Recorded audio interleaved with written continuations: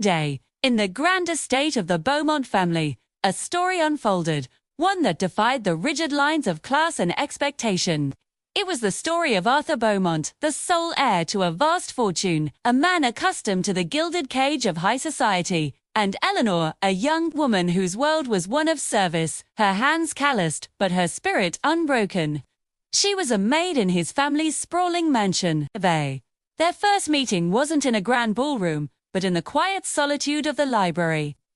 Arthur, seeking refuge from a tedious high society gathering, found Eleanor dusting the ancient tomes, her movements graceful and her expression one of deep concentration. He was struck by her quiet dignity, a stark contrast to the superficiality he was used to, who spoke to her, not as an employer to a servant, but as one soul to another. From that day on, the library became their sanctuary. They talked for hours, sharing dreams and fears that transcended their stations.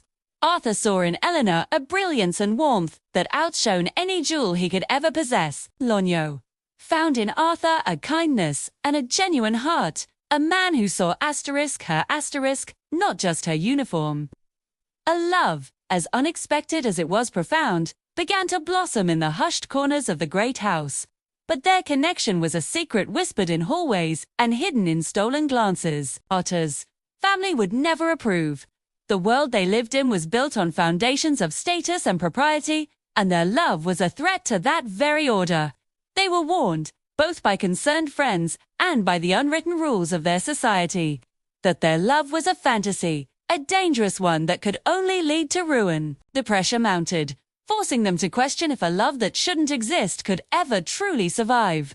Could they defy a world determined to keep them apart? Or was their story destined to be just another tragic tale lost to time? Thank you so much for watching. If you enjoyed this story, please give it a thumbs up, subscribe to our channel, and ring that notification bell so you don't miss our next video. We'd love to hear your thoughts in the comments below.